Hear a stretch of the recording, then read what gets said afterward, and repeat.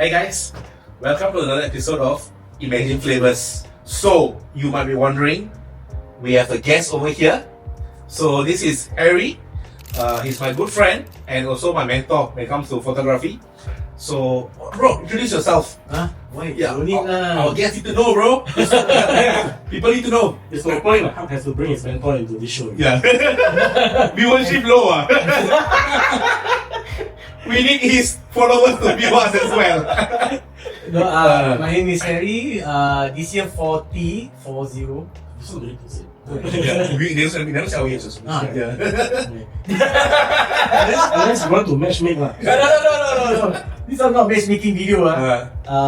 Photographer, podcaster, YouTuber. Now YouTuber. So he wear multiple hats. So tell us about the handles, bro, on your Instagram, so people might also know. Street photography and YouTube. It's between coffee and grains. With an S. Instagram. I think that's all. Instagram. Your Instagram handle also between coffee and grains. Yeah. And So- the main one is Harry MHD. They will put it here lah. I think. We'll put it on the link description. Yeah. Okay, so as the title might be, if the title was not clear enough, today we are talking about, Nasi Padang.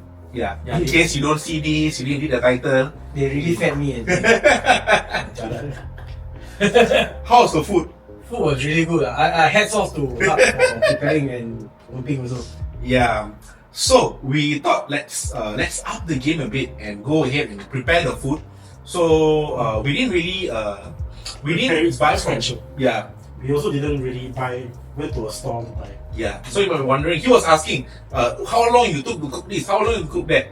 So, the dishes we have today are rendang, ayam lemak cili padi, sambal goreng, and hot dog and egg lah. Okay. The the chicken lemak cili padi, right? Basically, it took me about half an hour to cook. Oh. How? We use instant paste. Oh, So, yeah, chikot. Okay. So we use ashura, the Right, yeah, ashura, ashura, the paste. It's just throwing the chicken, throwing the paste, and coconut No milk. wonder, nice. And because for those people who are actually busy, right, it's really fast, lah. Okay. And then the next two big items, rendang and sambal goreng. So you know Haja Maimuna, right? Yeah. So they actually sell frozen. Huh? These two are actually cooked and frozen, and Ah. they sell it on Shopee. So these two are cooked by Chef Microwave. So we just got it frozen, and we just before he came, I heated this up. It took quite some time. About 15 minutes each. Yeah.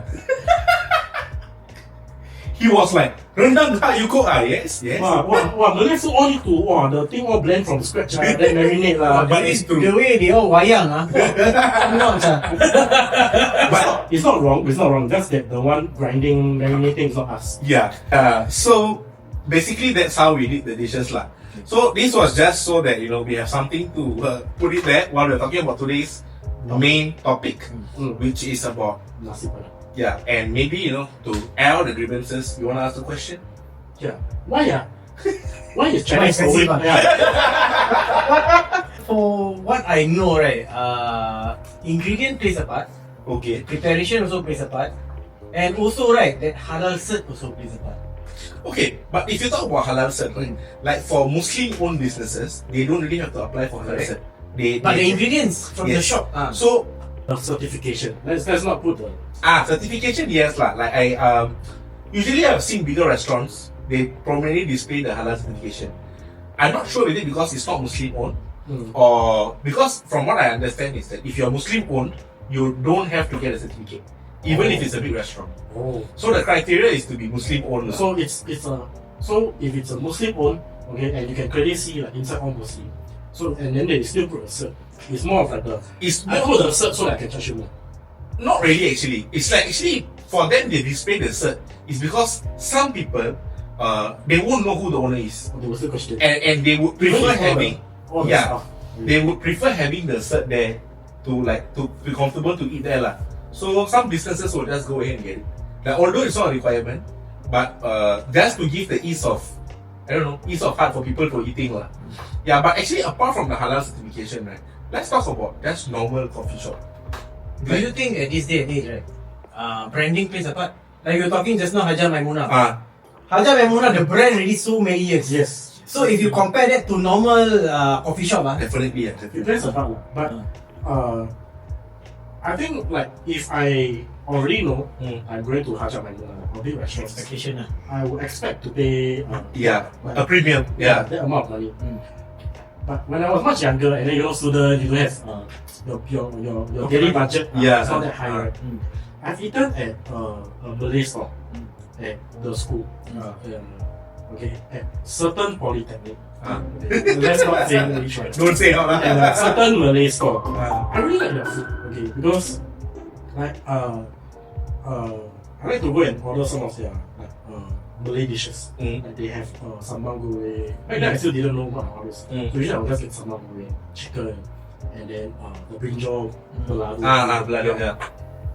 But every time I order, the uncle charged me different. So to a point, right? Like sometimes it's like $3, sometimes it's like $5-6. Then I'm like, how does this? Like how does this work? I share with you one secret. Okay, then I tried to test. So I test the uncle. Okay, I went 2 to 3 days straight, ordering the same exact food. $3, $3.50, $4. So here's the thing. One assumption that all of us usually make is that in the shop, like in a shopkeeper, all of them are very good in maths. We assume that because personally speaking, like even I can make the mistake because my mental structure not very good. So if it's all $1, $2, $3, easy to calculate.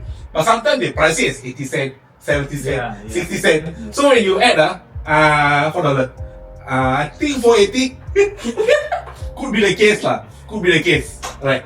It's the exact same food. Exact Same same thing lah. dishes. If you not playing race, if you go Indian shop also, you ask the man, kira. 50. 60. Don't know where the money come from. But here's the thing. No one actually stops to ask them. Okay. Yeah, Explain to me this one how much. No one does that. They always go out of the shop. They charge me differently, sir. But no one actually say, yeah, how much is this? How much is this? Why? Yeah. But if you're talking about nasi campur or nasi, what do you call it? Padang. Chinese also have their own version. What is nasi campur? Nasi campur. If you're talking about history, right? Nasi campur is for what I know lah. Farmers back then in Indonesia, they actually quite not well to do lah. Okay. So they have like they do, what do they call it, rice? Like farming, rice farming, rice farming. Then they have vegetable. They have tempeh. I think they call it tempeh. Tempeh, yeah. Tempeh. So they will mix different dishes. So it's like what they farm. Yeah. And then they What they found in the farm, they make it, then they eat it. Then they call nasi padang. So whatever they harvest, they cook it and then with different dishes Correct. together with rice. Yes. So that's nasi padang. Yes. But it's also because of the Nasi place. padang or nasi campur? Nasi Padang, I guess, because that's where Padang is the location Yeah. where this comes from. Yeah. Okay. Campur literally means mixed. Yeah. Mixed rice. So it's just mixed rice. Oh. So from what I know is that Nasi Padang is Indonesian. Correct. They claim it Indonesian because Padang is Indonesia. Actually, nasi campur also come from Indonesia, The concept lah. but it's from a different province. Province. So it's what they, if you Google it, Yeah. I mean, it's to a point for me now that if I go to a Malay store and I don't want to, maybe that day feel a bit more want to be on the budget side, I'll just go for nasi lemak. Standard price. Those set price lah. Yeah. We set the price already. Okay, as I was saying just now, Chinese also have their own version of nasi padang. They call it economic rice. Chai pan. So the thing is that I want to ask you, why is it cheap? You ask us why is it cheap? Because it's cheap lah. Can you explain on the cooking part? What they? No, Not saying that you ever tasted, but from what you I see. think what I understand, maybe if you correct me if I'm wrong, but the ingredients required for the dishes. I think it's not just economic rice and then nasi padang. If you compare a halal store selling like fishball noodle compared to Chinese selling fishball noodle, the price is different also. Slightly. No lah, it's not okay. Because I say, let's say you take the halal away out of it, Muslim owned. Okay. So in the same coffee shop, side by side, real scenario, side by side Chinese stall, economic rice, nasi padang. Okay. But when you take similar, let's say similar protein, I take chicken and I take vegetable. The price for some reason in the Malay stall will be slightly higher than what you pay in the Chinese stall. And I think most likely is because of ingredients lah, and the effort required to make the dish. Because you see, I don't know their food. and the Chinese, Wow. you see, Chinese dishes like what I used to look at it because cannot eat. Yeah. But it looks damn nice. Yeah. Got the lighting, all the spotlight that looks very And nice. the tray of food also. Yeah, and then they stack the trays. Ah. So I used to look at it. But when you look closer, you realize most of the dishes are just fried and glazed with sauce. Or it steams like the tofu, the egg is just steamed. And the sauces are usually like those sweet and sour sauce or soy sauce, garlic based. But when it comes to like Malay dishes, just a sambal goreng alone, it takes about 5 to 6 ingredients, which you need to blend separately, Yeah. and then fry separately, and then mix together. And each of the ingredient, the tahu, the tempeh, even some adds prawn, have to be fried separately before it can go together. So I guess the effort wise, Malays or people that who are selling it feel like it's not justified if I sell it cheap. Although the cost price of The each effort, ingredient could be the same. I mean, tofu is tofu. I also buy $2, the other shop also buy $2. But why for me is it because the effort? So I think as a shopkeeper, they are justified to sell. But just some shops, I feel personally, they take the liberty of an owner too seriously, and they just skyrocket the price. Yeah. So what's the most you have paid for like sambal goreng? Sorry, like nasi padang. Nasi Padang, I ever kena before some. Have you been to Changi Airport? Yeah. Changi Airport Terminal 3 bill. Wow, like that, I already pointed. Well, it could be a feedback, a general feedback. Okay, let's put it. Maybe they changed handle already lah. So his handle is here. Maybe now they changed the vendor, we don't know lah. So back then I kena right, I think I took like 2 meat, 1 veggie, $12. 2 meat, 1 veggie, $12. No, What kind of meat? When you say meat, yeah. okay, maybe I took 1 chicken. What's that? Paru lah. Paru, beef lung. Beef lung. Then veggie I took, I think like egg with what's that called? The long beans. They fried the long beans. Okay. No, long beans with omelette. with egg fried, stir fried. You think that's Okay, I think because I think that is a Haja Manila price.